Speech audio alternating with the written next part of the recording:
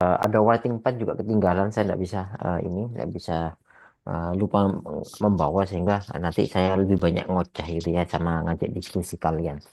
Oke, kemarin kita membahas terkait dengan ini ya, eigen function atau eigen eh, operator gitu ya, atau eigenfunction untuk atom hidrogen.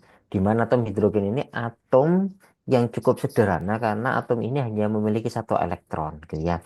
Kemarin kita singgung bahwa untuk penentuan ini eh, eigenfunction ya, nilai eigenfunction untuk atom hidrogen itu bisa dipecahkan, lebih mudah dipecahkan, lebih tepatnya menggunakan koordinat spherical. Dan ternyata kemarin dia, saya agak mundur sedikit ya. Dengan eigenfunction ini, maka penentuan eigenfunctionnya itu menggunakan koordinat spherical. Jadi dimanapun elektron ini berada itu bisa terrekod ya. Akan memiliki fungsi gelombang spesifik ya. Kenapa kok gitu? Karena dimanapun elektron itu berada, maka terkait dengan tiga hal. Yang pertama itu adalah nilai jaraknya, gitu ya. Jadi dimanapun elektron berada, jaraknya pasti akan ketahuan, ya, akan berbeda, gitu ya. Elektron di sini dengan di agak ke belakang atau agak ke depan, nilai R-nya tentu akan berbeda, gitu ya. Kemudian nilai eigenfunction itu akan terkait dengan nilai ini apa theta ya, di mana theta ini merupakan sudut antara khusus antara nilai R dengan nilai sumbu Z ya. Jadi berapapun nilai tetanya itu juga akan mempengaruhi. Misalkan kalau elektron ini di sini, tetanya sini. Tapi kalau elektron ini di bawahnya gitu ya, maka nilai tetanya akan berbeda gitu ya. Nah, theta, dan yang kedua itu dengan pi ya. Di sini biasanya nyebutnya gamma, tapi ternyata di nyebutnya pi gitu ya. Nilai pi itu eh, merupakan sudut antara cos dari ya oh sorry, sin theta ya, nilai sin theta dengan sumbu X gitu ya. Itu akan mempengaruhi nilai eh, pi gitu ya. Di mana nilai theta, pi itu dan R ada batasannya gitu ya. Dengan ini yang di bawah ini sebagai batasannya. Jadi nilai theta itu, nilai R itu dari mulai nol sampai keluar dari nol sampai tak terhingga. Kenapa kok R-nya itu lebih besar daripada nol? Karena kalau R-nya itu sama dengan nol, berarti elektronnya ini berada pada inti gitu ya. Dan itu tidak mungkin gitu ya. Itu nilainya lebih besar eh, dari nol sampai terhingga. Ya. Kemudian nilai theta itu dibatasi antara nol sampai nilai pi 180 derajat gitu ya. Nilai-nilainya ini itu dari mulai dari Z sampai min Z gitu ya. Nah, itu batasan untuk theta, dan untuk pi-nya nilainya 360 derajat berapapun gitu ya, sampai arah manapun ya. Dengan patokan ini sebenarnya kita juga boleh mengandai-andai gitu ya. Apakah boleh Pak misalkan nilai tetanya 0 sampai 2 pi, tapi nilai pi-nya itu sama dengan 0 sampai pi gitu ya, boleh saja gitu ya, boleh saja. Nah, ini untuk ini aja, karena dimanapun pasti akan terdetek ya, nilai pi itu pasti akan terdetek ya, seperti itu. Kemudian, nah, karena itu nilai eigenfunction-nya itu merupakan komponen gabungan, unsur-unsur gabungan dari nilai R, nilai theta maupun nilai P ya. Kemarin juga kita membahas tentang radius Bohr, nilai energi dan juga radius Bohr, di mana radius Bohr ini seperti radius terkecil dari elektron untuk bisa loncat ya. Dan kemarin nilainya kalau tidak salah ini ya, setengah Armstrong ya, 0,525 Armstrong seperti itu. Nah, itu adalah jarak terkecil dari satu elektron untuk bisa bergerak gitu ya. Kemudian kemarin juga membahas energi ground state ya, dan kemarin saya contohkan bahwa eigenfunction itu dengan operator energinya ini ya, operator energinya Hamiltonian. Operator Hamiltonian itu adalah energi kinetik dan energi potensial gitu ya. Itu akan menghasilkan fungsi ya. Kemarin dibahas juga bahwa nilai R itu dipengaruhi oleh jarak ya, rumusan jarak, dan nilai theta gitu ya, ya itu eh, itu tertentu gitu ya. di mana nilai R gitu ya, nilai R untuk komponen L, N dan L gitu ya, di sini N-nya R untuk satu sama S gitu ya, itu nilainya nilai R-nya sekian gitu ya, nilai R-nya sekian, nilai R2P-nya sekian, tertentu gitu ya. Kemudian nilai pi-nya gitu ya, rumusnya di sini tergantung pada jenis ini ya, jenis orbital dan juga momentumnya gitu ya. Dan kemarin pada akhirnya kita mendapatkan ini, walaupun kemarin sekilas gitu ya, disebutkan bahwa ini adalah eigenfunction yang mengandung unsur R, mengandung unsur theta, mengandung unsur pi untuk orbital, eh, intinya untuk orbital elektron gitu ya. Di sini kita bisa tahu bahwa oh nilai ini apa eigenfunction untuk orbital 1s ya itu sama dengan pi sekian, di mana ini unsurnya hanya ini apa gabungan antara nilai R, nilai theta sama nilai pi gitu ya. Nah, begitu pula 2S, 2PX, 2PY dan 2PZ ya, masing-masing ini dan ada banyak lagi karena ada ada 3S, 3P, 3D misalkan seperti itu banyak banyak sekali konfirmasinya. Nah, sekilas kalau kita melihat dari sini gitu ya. Kalau kita eh, melihat ya ketika orbitalnya itu S gitu ya, itu tidak ada pengaruh dari theta maupun pi gitu ya. Bener kan ya, kalau di sini kan nilainya ini P Z itu sesuai dengan muatannya, nilai A itu tertentu terkait dengan jarak. Dan kembali lagi ini ya berbeda dengan orbital orbital P ya, orbital P di mana orbital P itu ternyata ada pengaruh dari nilai theta maupun nilai pi ya. Uh, dari dua ini yang S itu ini yang S itu tidak ada pengaruh terkait dengan eh, theta maupun pi ya. Tapi kalau P tiga-tiganya pengaruh gitu ya. Kalau menurut kalian gitu ya, efeknya nanti kemana sih gitu ya? Saya bisa minta pendapat kalian. Dari fungsi gelombang ini gitu ya, dari fungsi gelombang ini nanti pengaruhnya kemana gitu ya. Nah, kalau orbital S itu tidak ada pengaruh dari theta maupun pi, tapi orbital P itu ada pengaruh dan kemungkinan D juga ada pengaruh juga gitu ya. Pengaruhnya nanti di mana? Ada yang bisa memberikan komentar?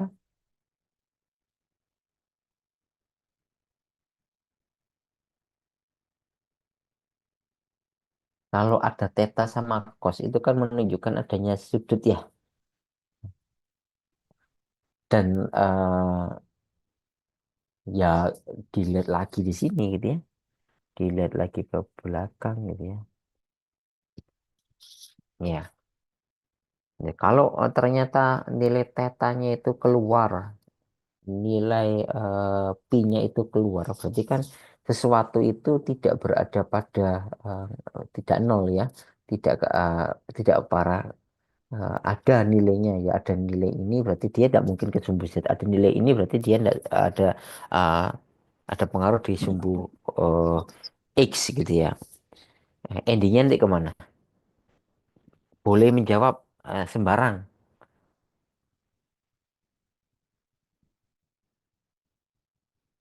Ada yang tahu? Nggak ada. Jadi kalau ternyata nilai tetanya itu nol, berarti kan dia di sumbu Z, ya, Eh, di sumbu Z itu ya. Dan nilai pi-nya itu juga nol, berarti dia sumbu Y, artinya dia berada di pusat, ya. Eh, ini menunjukkan nanti impactnya kemana, Pak? Impact dari ndak ada pengaruh sumbu teta sama nilai pi, ya, itu pengaruh pada orbital, bentuk orbital, ya. Bisa dibayangkan kalau ternyata eh, pi itu ada nilainya dan theta itu ada nilainya, masing-masing di sini kan masuknya untuk fungsi gelombang kan sinus sama kosinus gitu ya. Ya. Oh, sorry, sorry. Maksudnya kan sinus sama kosinus, artinya adanya pengaruh ini itu nanti ada fungsi gelombang yang di situ. Ada nilai theta itu ada ada kadang-kadang satu, ada kadang nol gitu kan. Kalau ada pengaruh itu, theta juga pi juga gitu, cos ya main cos. Ada kata-katanya pada satu momen itu ada katanya ada nilainya, ada katanya nol, ada katanya di antara itu gitu ya. Sehingga apa pengaruh di mana? Pengaruhnya di bentuk orbital. Ya, kalau ternyata tidak ada pengaruh theta sama cos, maka bentuk orbitalnya akan bulat sempurna gitu ya. Tapi kalau ternyata ada pengaruh dari theta ataupun cos, maka bentuknya sorry, theta maupun pi, maka bentuknya nanti akan unik gitu ya. Nggak mungkin spherical, nggak mungkin bulatan ya. Biar jadi kenapa kok ini ya P ya P orbital P itu ada pengaruh ini dari sin sama sin theta sama cos theta. Berarti nanti bentuknya nggak mungkin spherical, bentuknya pasti ada bentuk-bentuk lain gitu ya. Seperti itu. Ya, jadi ini kemarin kita bahas ini, saya menyinggung ini tentang ini eigenfunction atau fungsi gelombang untuk masing-masing orbital. Dan fungsi gelombang ini nanti kaitannya ketika operatornya itu di anu, ke energi, maka fungsi gelombang ini mengandung energi masing-masing ya, energi tertentu. Untuk volume ya untuk aspek volume gitu ya, aspek volume pada ini dia maka nilai dx-nya karena dia tiga dimensi ini sudah kita bahas, maka nilai dp-nya secara tiga dimensi itu yang berpengaruh bukan x, y, z, tapi yang berpengaruh adalah nilai dp-nya sama dengan dr dt sama dp gitu ya, dengan value-nya sama dengan r kuadrat sin ya sin theta ya n r kuadrat sin theta ini adalah nilai nilai volume atau nanti kalau ngitung probability gitu ya. Kalau probability kan biasanya probability sama dengan seperti soal-soal sebelumnya, kalau kalian bisa lihat dari beberapa kuliah kita sebelumnya, maka probability sama dengan harga mutlak dari eigenfunction dikuadratkan dikalikan dengan dp kalau dia tiga dimensi, tapi kalau dia satu dimensi maka dx atau ya seperti itu. Jadi nilai dp untuk bentuk orbital ini ya itu nanti pengaruhnya nilai dx-nya atau kalau tiga dimensi namanya dp itu nilainya seperti ini. Tidak lagi bersumbu pada x, y, dan z seperti itu. Ya, saya katakan tadi, kalau kita secara dua dimensi sebelumnya atau tiga dimensi kita menyelaraskan kalau eigenfunction itu kalau pengen tahu bentuknya seperti apa ya probability ya dikuadratkan dikalikan dengan dx gitu ya. Karena itu masing-masing orbital tadi yang saya tunjukkan ya fungsi gelombang ini masing-masing ketika kepengen tahu bentuknya seperti apa ya lewat jalan probability. Caranya apa? Eigenfunction ini dikuadratkan dikalikan dengan dx atau yang kalau di tiga dimensi dp gitu ya. Nah, dari hasil ini gitu ya kita tahu bahwa ternyata orbital satu s satu dua s itu bentuknya spherical seperti yang saya katakan tadi. Dia tidak ada unsur pi sama tetanya Oh, gitu. gitu. Seperti itu, tidak ada unsur itunya. Tapi kalau orbital PX, PZ, PY gitu ya, bentuknya jadi unik-unik gitu ya, karena ternyata ada unsur ini theta sama pi-nya masuk dalam bentuk sin atau cos sesuai dengan yang tadi gitu ya. Makanya kalau di sini contohnya adalah P2 PZ gitu ya, bentuknya gembung di atas sama gembung di bawah, tengah-tengahnya kosong gitu ya. Atau lebih lanjut kita bisa mencontohkan seperti balon yang bipolar gitu ya. Nah, keluar rumusnya seperti ini dari mana? Dari Eigenfunction yang ini gitu ya. Pada jarak berapa, pada sudut berapa gitu ya, itu keluar ya, nilainya akan keluar.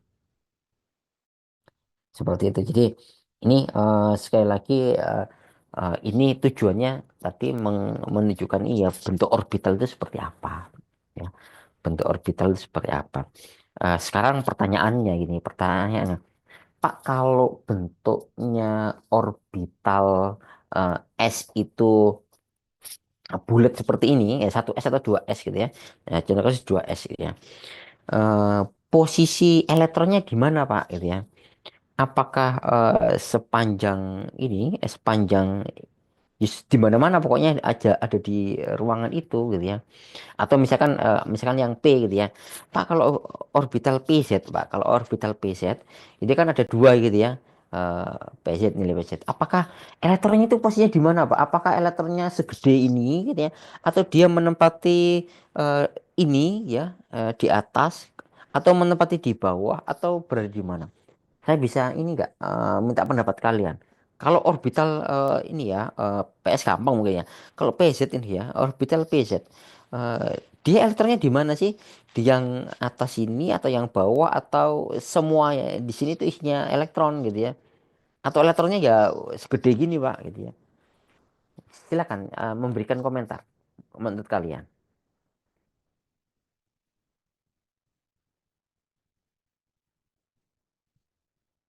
Kalau nggak mau tanya ya saya tunjuk gitu ya. Nggak mau kalau nggak mau jawab ya saya tunjuk. Kayaknya pengen ditunjuk ya. Saya pengen pendapat ini, pendapat dari Dikron. Dikron ada?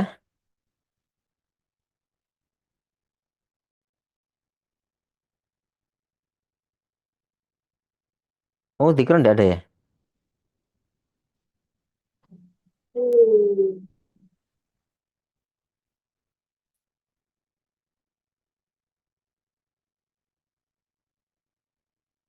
Dikron nggak ada? Dikron ada Dikron?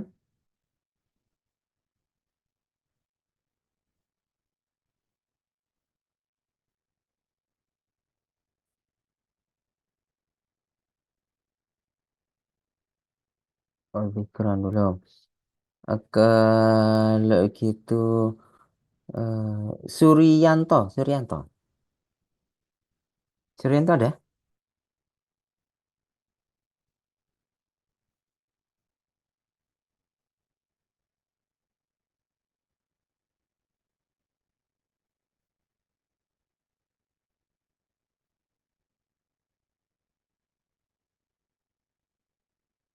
nggak ada? Suryanto nggak ada. Oke. Kemudian kalau gitu Dela, Dela.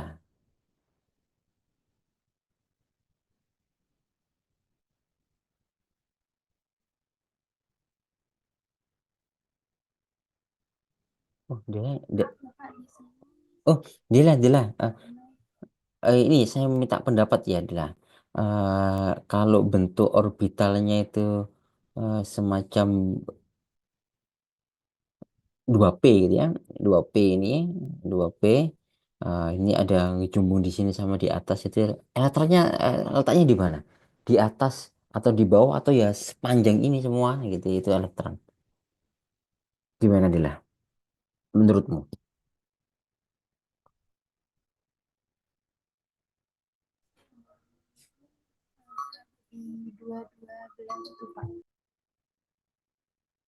Sorry, sorry, nggak kedengeran.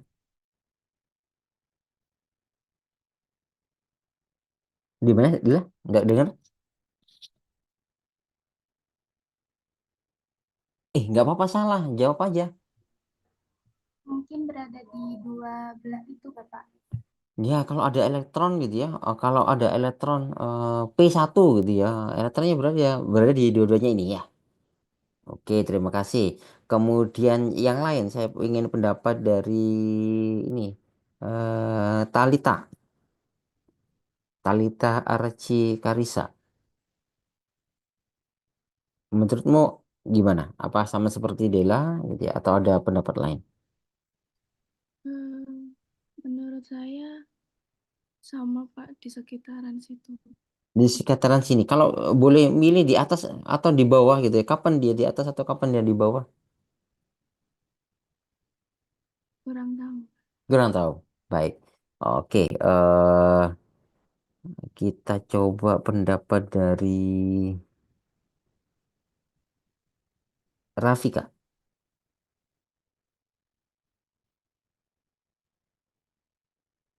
Rafika?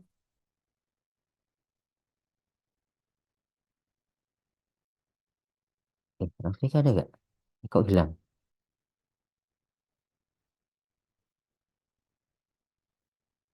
Rafika ada?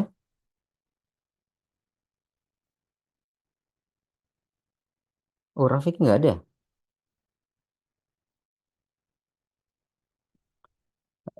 Rafika. Rafika Lisa Fitri.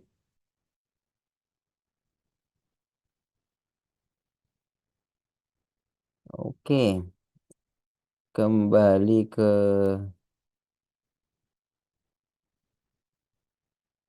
Alivia.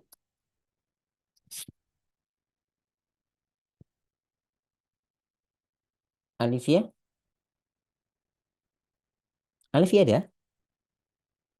Oh, Alivia. Alivia siapa ini?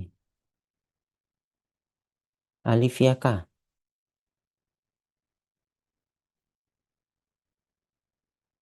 Alivia ada? Oh, kok banyak yang nggak ada? Oke, Alivia. Oh, Alivia belum absen juga. Oke, kemudian Karisma, Karisma.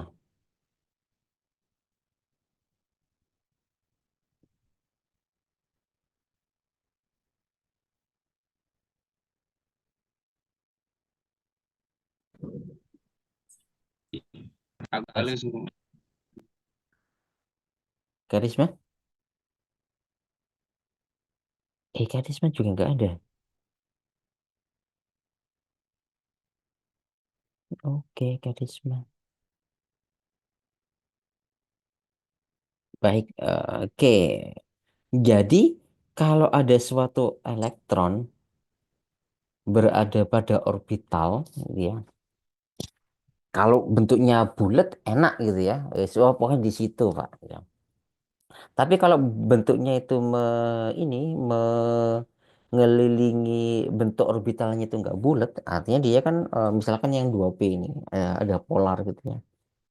Oh, Pak, tadi dia berada di salah satu itu, benar gitu ya. Dia berada di salah satu itu. Tapi kapan dia berada di atas dan kapan dia berada di bawah? Nah, ini butuh hanya apa, pendekatan lagi gitu ya. Apakah Pak, kali ini gampang gitu ya Pak, kadang-kadang dia ada di atas, kalau nggak gitu ya di bawah Pak gitu ya. Itu untuk kulit B. Tapi untuk kulit D gitu ya, jadi banyak gitu ya peluangnya gitu ya. Uh, jadi yang membedakan dia berada di atas, bawah dan atau di mana gitu ya, itu adalah spinnya, ya spinnya. Jadi keterkaitan antara momentum sama spinnya, ya momentum sama spinnya. Ketika dia misalkan P ini kan ini orbital suborbitalnya kan satu ya. Satu momentum anggarannya itu kan bisa satu, bisa dua, bisa sorry, bisa satu, bisa nol, sama bisa min satu gitu ya. Kalau dia ketika dia sama seperti aturan Han gitu ya, ketika memasukkan elektron dalam orbital maka butuh energi yang kecil dulu ya. Energi kecil itu bukan berarti di bawah atau di atas gitu ya. Ya, energi yang kecil itu bukan oh harus ke atas Pak ya. Ya, tapi energi yang kecil itu terkait dengan momentum angular. Nanti kita akan bahas itu. Energi yang kecil itu terkait bisa jadi di antara dua ini ada sesuatu yang kecil gitu ya. Ya. Jadi kalau kulit P gitu ya, kulit P eh, ada misalkan lever energi satu. Lever energi satu itu ada di bawah ini ada satu dan di atas juga ada satu gitu ya. Tergantung momentum angularnya gitu ya. Jadi tadi benar dikatakan bahwa berarti di sekitar itu Pak ya, di sekitar itu benar. Ya. Tapi penempatannya dia di atas atau bawah itu tergantung energinya, ya, tergantung energinya. Karena dia bisa di atas, ketika energinya besar dia bisa di atas dan bisa juga di bawah, gitu ya. Bisa juga di bawah. Jadi bukan, oh kalau energinya besar di atas, kalau energinya kecil di bawah, tidak. Ya, di bawah di bulatan bawah. Kalau energinya kecil di bulatan bawah ini, atau kalau energinya besar di bulatan bawah ini tidak. Tapi mainnya adalah ini di dua-duanya bisa gitu ya, seperti itu. Demikian juga untuk orbital D gitu ya. Orbital 3D X kuadrat Y kuadrat kan bentuknya ini. bukan hanya dua tapi langsung tiga gitu, langsung empat gitu ya, langsung ada empat. Ini masing-masing memang berpasangan gitu ya, ada komponennya sendiri. Tapi letaknya itu masing-masing bulatan ini menunjukkan posisi energi masing-masing gitu ya, seperti itu. Ya, itu ketahuan momentumnya lagi. Nanti kemudian kok di atas atau di bawah terkait dengan spinnya lagi gitu ya. Jadi yang di atas atau di bawah itu terkait dengan spinnya. Seperti itu. Oke, itu untuk probability density. Oke, ini kemudian saya menyelipkan average value, nilai-nilai perkiraan ya, nilai perkiraan di mana kalau probability itu kan bentuknya sudah jelas ya. Nilai eigenfunction dikuadrat, mutlak dikuadratkan dikalikan dx gitu ya. Ada lagi nilai perkiraan, itu adalah nilai kalau nilai probability, probability untuk ini ya, probability untuk menemukan elektron di area itu gitu ya.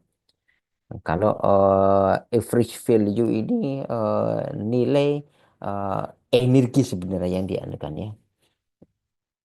Sorry, tidak harus energi ya.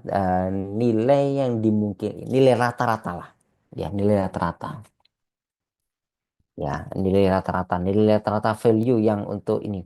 Misalkan tadi saya katakan bahwa oh elektron pada orbit itu bisa orbital P itu bisa di atas gitu ya dengan nilai energi yang sama dengan di bawah gitu ya. Ada satu slot nilainya cuma beda satu positif satu negatif cuma begitu. Tapi ini ya ruangannya sama gitu ya.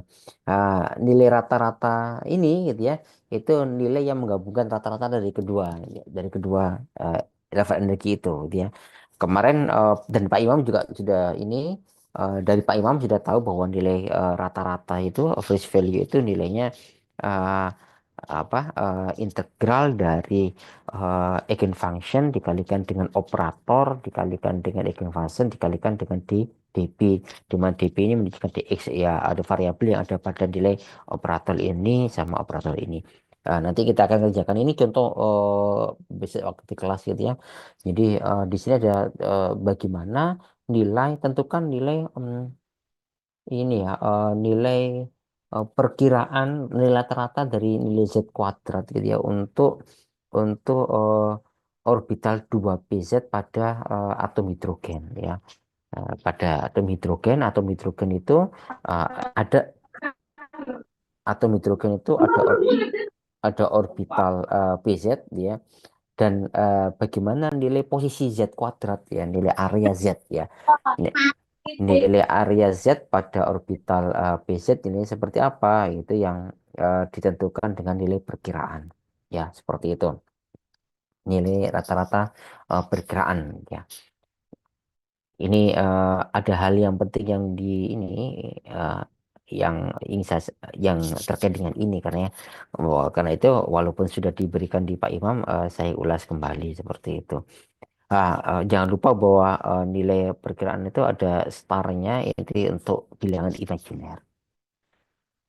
Oke, kenapa kok saya tadi membahas tentang orbitalnya itu elektronnya di mana gitu ya?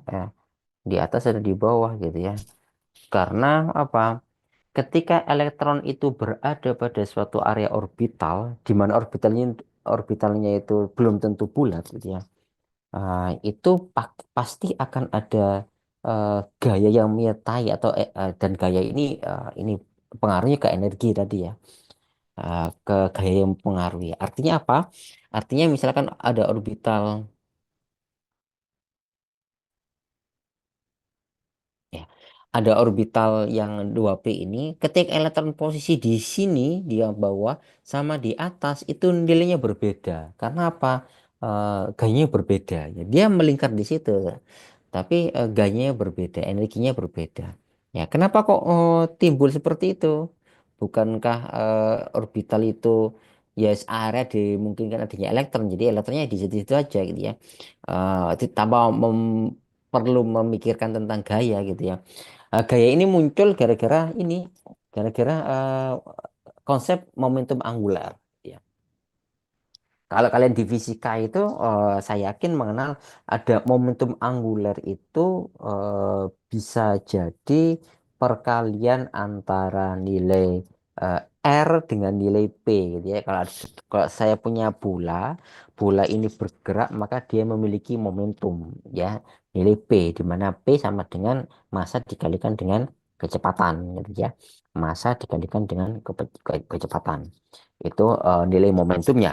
Ketika dia bergeraknya itu melingkar dengan jarak tertentu dari inti, maka muncul momentum angular. Ya. Momentum yang terkait dengan benda yang berputar, gitu ya. Momentum angular ini dinotasikan kalau di fisika dulu sebagai L, di mana nilai L ini merupakan nilai vektor sama seperti nilai P. Momentum itu bilangan vektor ya. Bilangan vektor itu kembali lagi merupakan suatu bilangan yang memiliki arah ya. Kayak di fisika dasar gitu ya, perbedaan antara kecepatan dengan percepatan dengan sorry, kecepatan dengan laju gitu ya. Oh, kalau kecepatan itu vektor. Eh, Kalau kelajuan itu bukan vektor. Artinya kalau vektor itu pasti harus ada tambahan arahnya karena dia mengarah ke sesuatu tertentu gitu ya. Jadi saya ngomong saya berjalan 10 kilometer per jam itu ada tambahan arahnya harusnya. Saya berjalan 10 kilometer per jam ke arah depan arahnya itu karena kecepatan merupakan ini besaran vektor. Tapi kalau kelajuan merupakan besaran skalar, tidak perlu arah gitu ya. Jadi saya berjalan 10 kilometer per jam sudah cukup dia karena bukan vektor, besaran vektor. Ah, eh, Momentum dan momentum angular itu merupakan besaran vektor. Dia butuh arah gitu ya. Contohnya ini, ketika bola ini dimelingkarkan, di mana momentumnya kelihatan bahwa bola ini merupakan massa bola dikalikan dengan kecepatan. Nah, kecepatan arahnya ke depan gitu ya. Karena itu kecepatan sendiri merupakan besaran vektor ya. Sehingga P-nya juga besaran vektor. Dan nilai momentum angular itu terjadi kembali lagi kalau benda yang bergerak ini melingkar itu berada pada jarak tertentu dengan pusat gitu ya, dengan nilai R gitu ya. Sehingga momentum angular besarnya untuk ini adalah L sama dengan R dikalikan dengan P gitu ya. Ini fisika dasar gitu ya. Ah, Kalau ini kalau apa tadi tadi ya nilai eh, R dikalikan dengan P gitu ya, di mana P-nya itu adalah besaran vektor, L-nya ternyata besaran vektor gitu ya.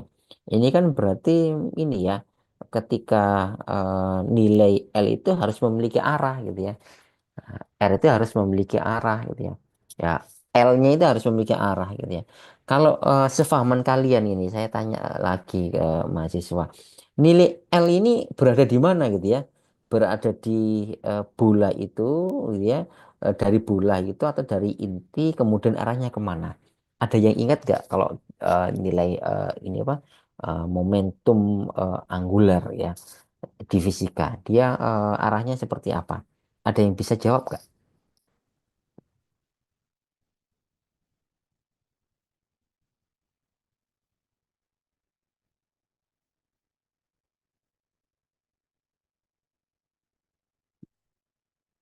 Ada yang bisa jawab? Arahnya itu kira-kira kemana? Kalau saya punya, taruhlah benda seperti ini ya, seperti yang ada pada gambar ya. Bola diputarkan gitu ya. Kemudian bola tersebut eh ini ada nilai momentum angular yang timbul gitu ya. Nah, nilai L-nya dalam bentuk L ya, satunya L. L ini di mana L ini? Arahnya kemana? Menuju bola kah, keluar bola kah, atau iya ke arah mana? Ada yang tahu nggak?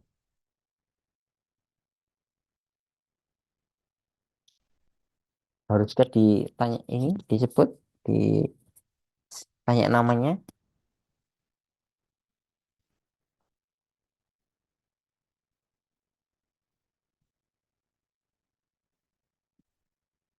Silakan yang bisa jawab. Silakan open mic.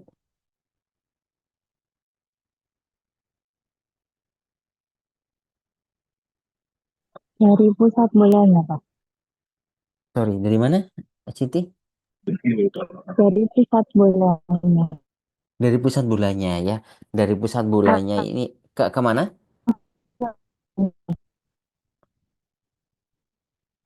Dari pusat bulannya ke atas. Tadi sempat terputus, Siti.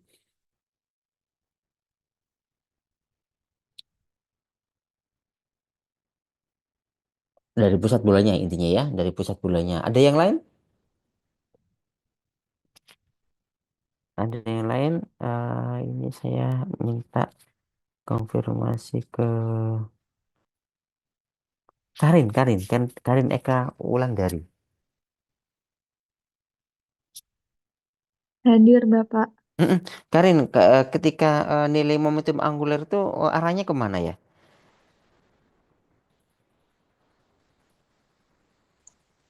Arah L-nya itu ke atas. Ke atas? Oke, oke, ya. Terima kasih Karin. Jadi, apakah boleh ke bawah? Memungkinkankah ada momentum angular ke bawah? Bisa. Sorry, keputus. Gimana?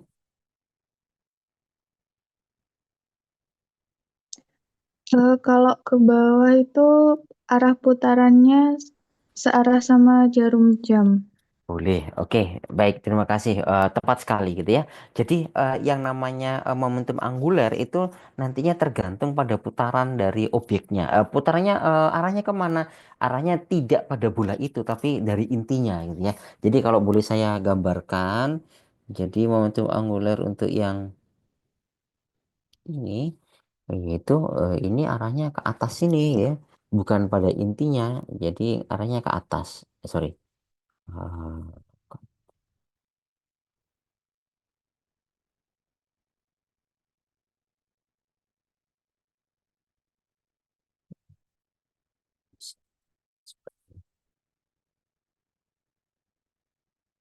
oh, sorry. Kok nanti?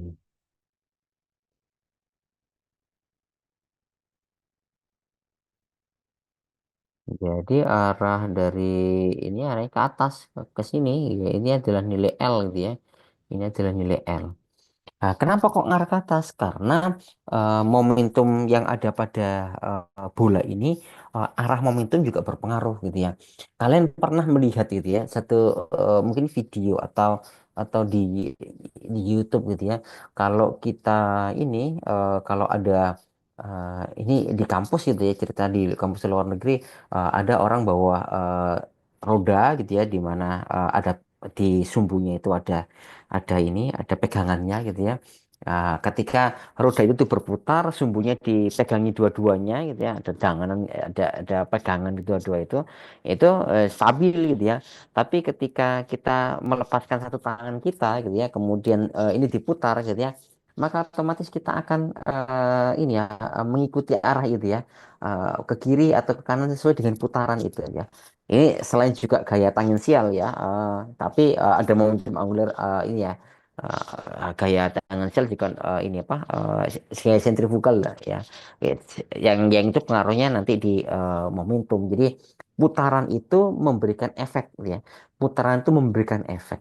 Pak, kalau gitu kalau ada orbital efek ke atas ya, kalau ini berputar gitu ya, dia kan efeknya ke atas gitu ya.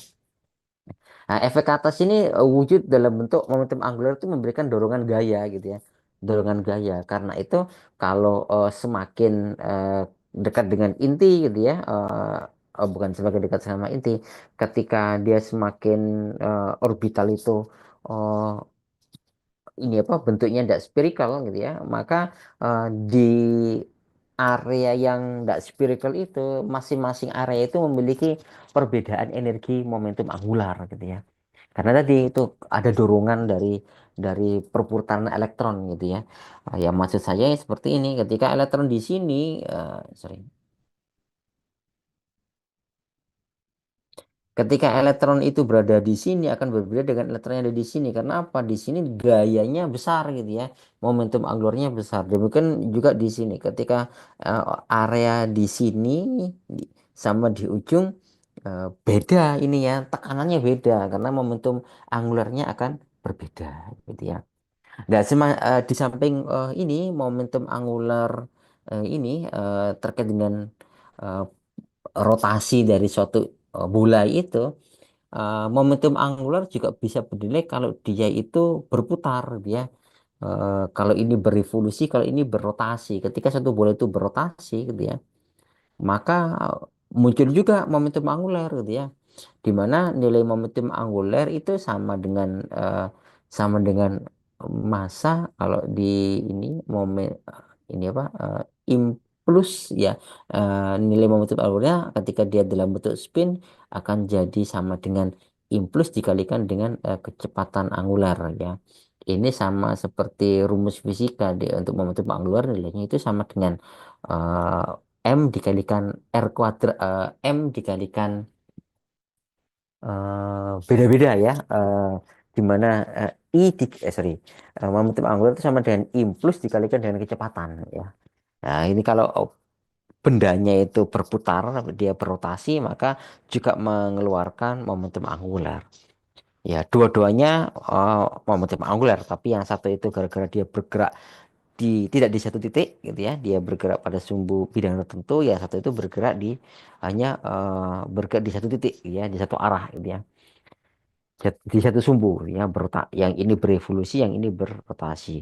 Eh, yang ini yang satu itu mengarah ke atas ya, mengarah ke atas sesuai dengan bidang ininya.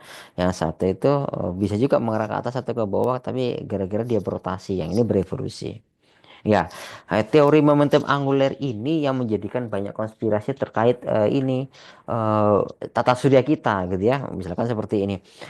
Bumi itu mengitari matahari gitu ya dengan area tertentu gitu ya. Ya, tentu saja hal ini menyebabkan bahwa posisi dari eh,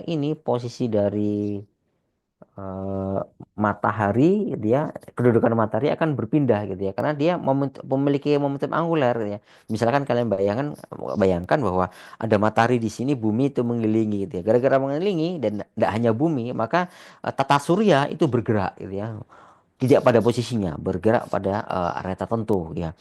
Eh, itu bumi eh, bumi terhadap matahari. Bumi sendiri gitu ya, terhadap matahari, jadi posisi bumi sendiri terhadap matahari itu juga bergerak karena apa? Bumi berotasi gitu ya. Di samping juga bumi juga diitari oleh bulan gitu ya. Nah, itu menyebabkan tata surya itu tidak fix ya. Dia bisa mengembang, bisa mengecil, tapi sejauh ini yang terjadi adalah dia mengembang. Jadi bukan hanya tata surya itu jarak matahari dengan ini eh, jarak matahari dengan bumi itu semakin lama semakin menjauh ya. Kalau berdasarkan teori fisika ini, jarak bumi sama matahari itu lama-lama akan menjauh gitu ya. Dan jarak matahari terhadap Bima Sakti gitu ya, itu juga akan menjauh gitu ya. eh, Einstein pernah memikirkan ini bahwa lama kelamaan pengembangan pola tata surya ya, jika pola galaksi Bima Sakti itu dia akan mengembang sampai pada tertentu akan terbalik gitu ya.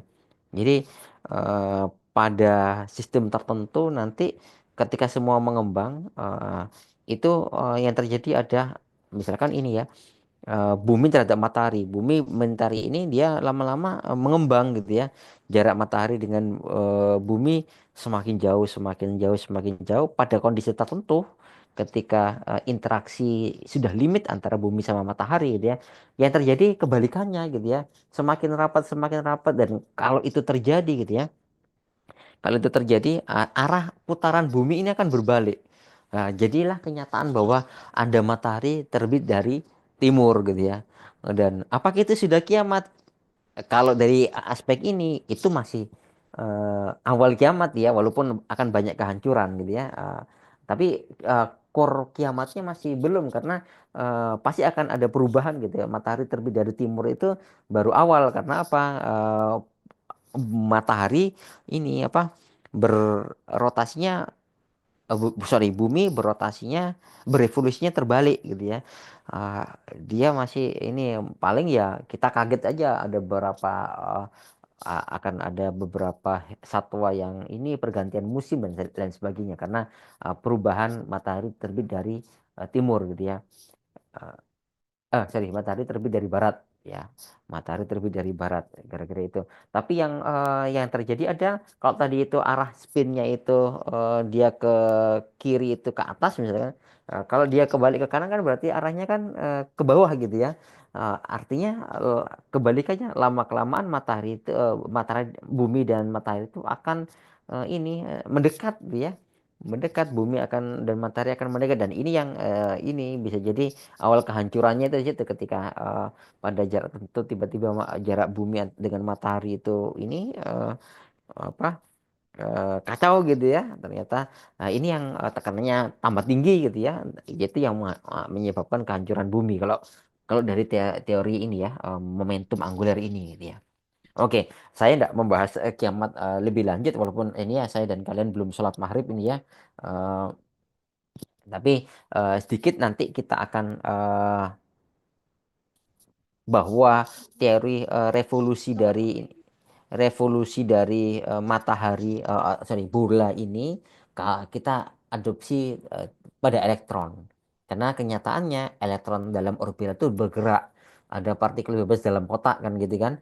Eh, Elektron dalam kotak itu bergerak dan gerakannya pasti akan menimbulkan fungsi gelombang ya, fungsi gelombangnya akan berbeda-beda gitu ya.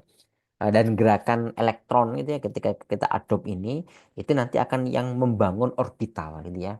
Jadi kenapa kok ada bentuk ini, bentuk orbital 2p, S itu bulat, 2p itu selain fungsi gelombang, bentuk itu juga wujud dari aspek energinya ya. Aspek energinya, eh, fungsi gelombangnya menjadikan bentuk gitu ya. Tapi energi di dalamnya itu wujud gara-gara ada dorongan dari momentum angular. Jadi kalau momentum angular yang dia berrotasi, berevolusi, dia akan membantu untuk memberikan pembedaan energi pada level orbital gitu ya. Tapi kalau momentum angular yang eh, dia berrotasi gitu ya, ada nilainya sama dengan impuls dikalikan dengan kecepatan angular ya. Nah, itu eh, pengaruhnya nanti di spin ya, spin positif, spin negatif gitu ya. Oke, gitu. Itu yang terjadi untuk momentum angular seperti itu. Ada yang ingin ditanyakan?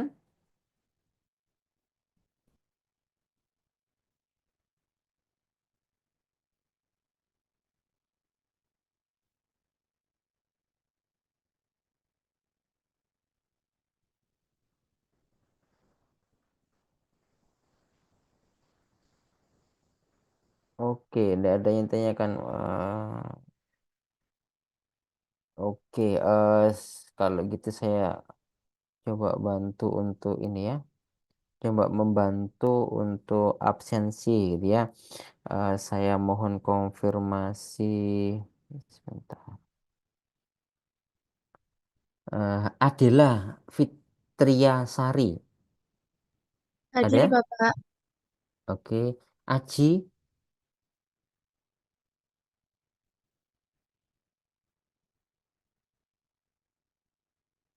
Aji hadir? Ah, Asyana. Hadir Bapak. Oke. Alivia Kurniasari. Hadir Bapak.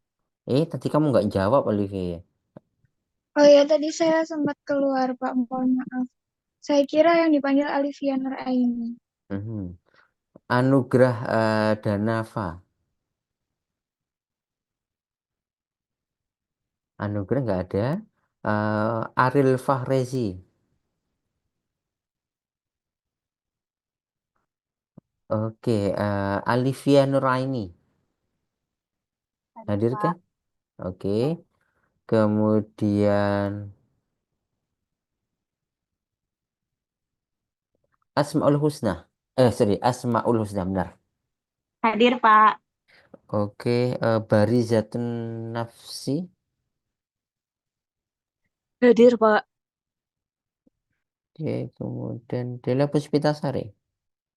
Cek, cek. Hadir, Pak. Maaf, Dela ada? Ada, Bapak. Oke. Devita? Permisi hadir, Bapak. Oke. Dewi Marini. Hadir, Pak. Oke, Dimas? Oh, Dimas Hadir, sakit ya. Pak. Oh, Dimas? Hai, Iya, Pak. Dimas. Kalau Zoom saya usahakan. Oh, sehat ya? Alhamdulillah, Pak. Nah, semangat. Oke. Eviana.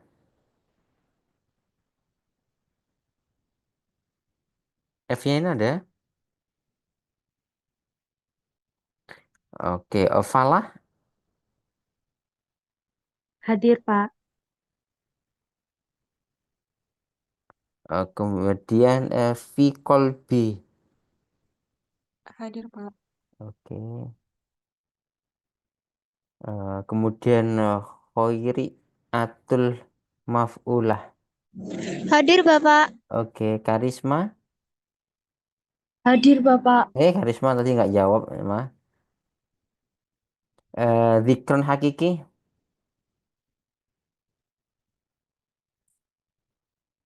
Zikron Hakiki. Oke. Mahardika Fiki. Hadir Bapak. Oke. Muhammad Rohim. Hadir Bapak. Eh, Muhammad Rohim. Hadir? Sorry. Hadir Bapak. Oke. Kemudian Ajeng Fatima.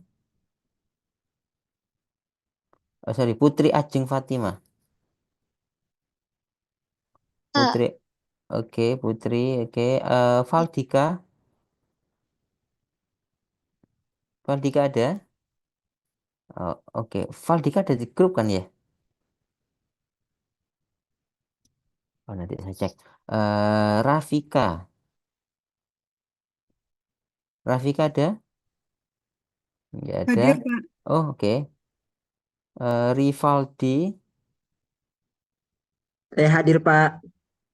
Salma Nabila. Hadir, Pak. Siti Kun Khoiriyah. Hadir, Pak. Oke.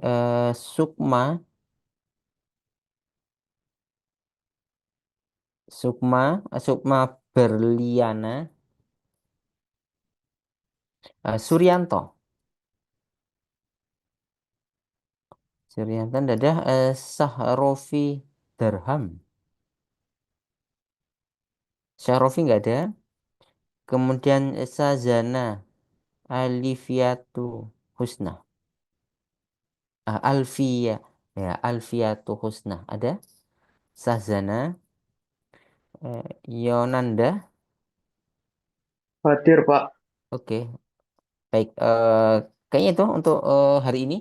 Nanti kita gimana? Ada yang belum saya sebut? Permisi. Atas nama Siti Nurul sepertinya belum. Siti Nurul, Siti Nurul, kamu tadi sudah berhasil. Oh, sudah, Mm, Pak. sudah masuk. Terima kasih, Pak. Oke, terima kasih untuk hari ini. Mohon maaf atau kekurangan. Nanti kita lanjut lagi untuk kayak Zoom kayak gini kayaknya enak ya. Ini lebih eh, any place anywhere ya. Jadi terima kasih untuk hari ini. Kita ketemu lagi nanti kita membahas tentang eh, spin sama momentum angular lanjutannya gitu ya. Oke, terima kasih. Mohon maaf atas kekurangan. Assalamualaikum warahmatullahi wabarakatuh. Selamat sore.